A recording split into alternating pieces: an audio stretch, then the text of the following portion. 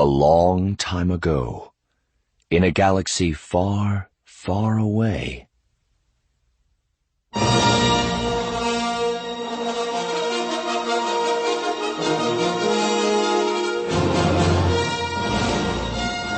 Random House Audio presents Star Wars: The Old Republic. Revan by Karpyshyn. Read for you by Marc Thompson.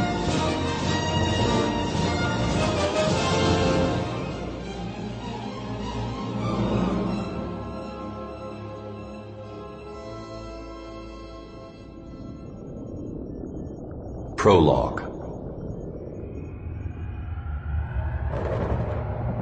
Here, the darkness reigns eternal. There is no sun, no dawn, just the perpetual gloom of night. The only illumination comes from jagged forks of lightning, carving a wicked path through angry clouds. In their savage wake, thunder shreds the sky, unleashing a torrent of hard, cold rain. The storm is coming, and there is no escape. Revan's eyes snapped open, the primal fury of his nightmare wrenching him awake for the third night in a row. He lay still and quiet, turning his focus inward to ease the pounding of his heart as he silently recited the opening line of the Jedi mantra. There is no emotion. There is peace. A sense of calm settled over him, washing away the irrational terror of his dream. Yet he knew better than to merely dismiss it. The storm that haunted him each time he closed his eyes was more than just a nightmare. Conjured up from the deepest corners of his mind, the storm had meaning.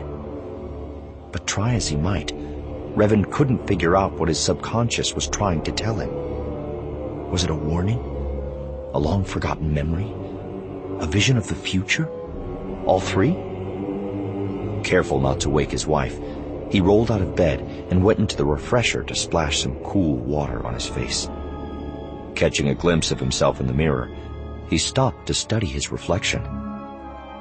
Even now, 2 standard years after rediscovering his true identity, he still had trouble reconciling the face in the mirror with the man he had been before the Jedi Council had turned him back to the light. Revan, Jedi, hero, traitor, conqueror, villain, savior. He was all these things and more. He was a living legend, the embodiment of myth and folklore, a figure that transcended history. Yet all he saw staring back at him was an ordinary man who hadn't slept in 3 nights. Fatigue was taking its toll. His angular features had become thin and drawn. His pale skin accentuated the dark circles under eyes that stared back at him from deep hollows. Bracing a hand on either side of the sink, he slumped his head and let out a long, low sigh, his black shoulder-length hair falling forward to cover his face like a dark curtain. After several seconds, he stood up straight, using the fingers of both hands to sweep his hair back into place. Moving quietly, he made his way from the refresher and across the small living room of his apartment. He proceeded out onto the balcony, where he stopped and stared out across Coruscant's endless cityscape. Traffic in the galactic capital never stopped, and he found the constant buzz and blur of shuttles speeding by soothing. He leaned out over the railing of the balcony as far as he could, his eyes unable to pierce the darkness to make out the planet's surface hundreds of stories below. "Don't jump. I don't want to have to clean up the mess." He turned his head at the sound of Bastila's voice behind him. She stood at the threshold of the balcony door, the bedsheet draped around her shoulders to ward off the night's chill.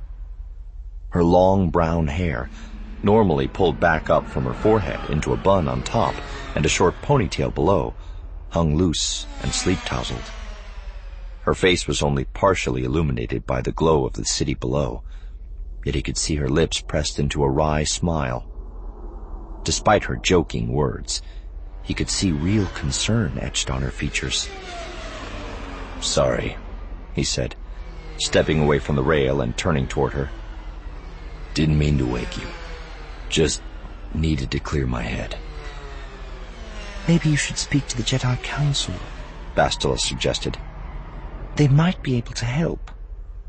"You want me to ask the Council for help?" he echoed. "You must have had too much of the Corellian wine at dinner."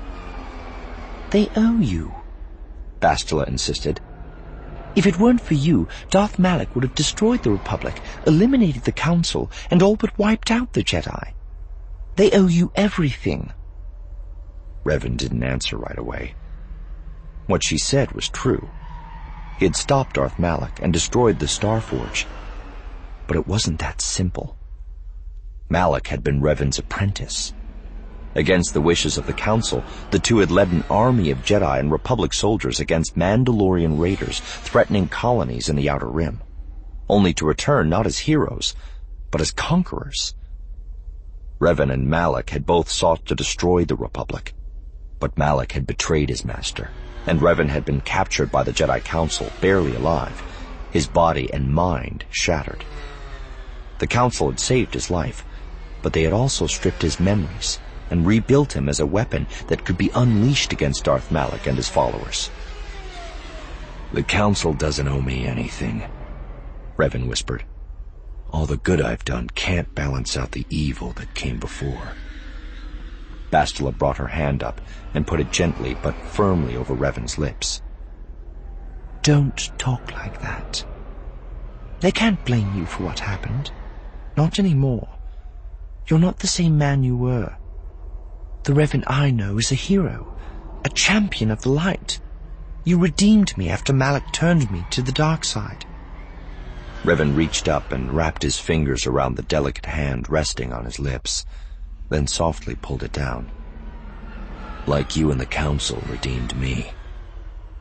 Bastila turned away, and Revan instantly regretted his words. He knew she was ashamed of her involvement in his capture and her role in erasing his memory. "What we did was wrong. At the time, I thought we had no other choice, but if I had to do it over again, "No," Revan said, cutting her off.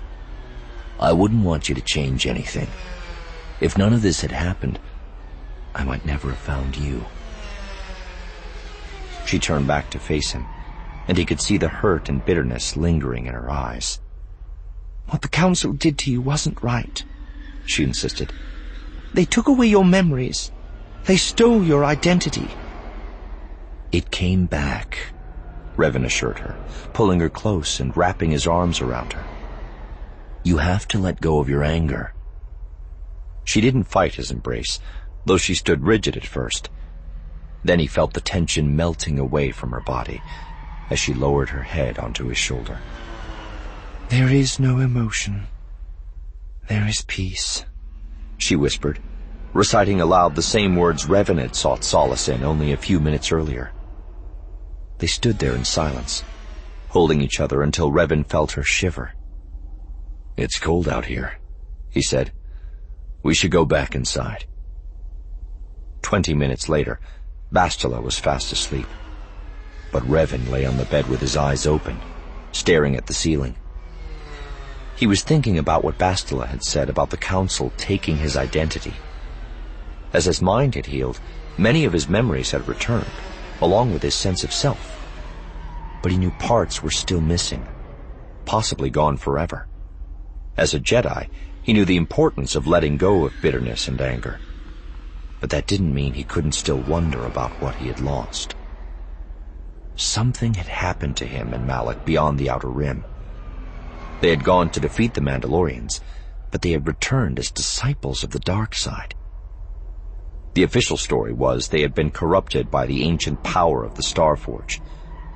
But Revan suspected there was more to it, and he knew it had something to do with his nightmares.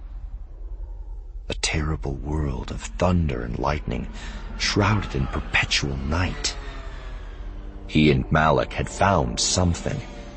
He couldn't remember what it was or where it was, but he feared it on a deep, primal level. Somehow, he knew that whatever the terrible secret might be, it was a threat far greater than the Mandalorians or the Starforge. And Revan was convinced it was still out there. The storm is coming, and there is no escape.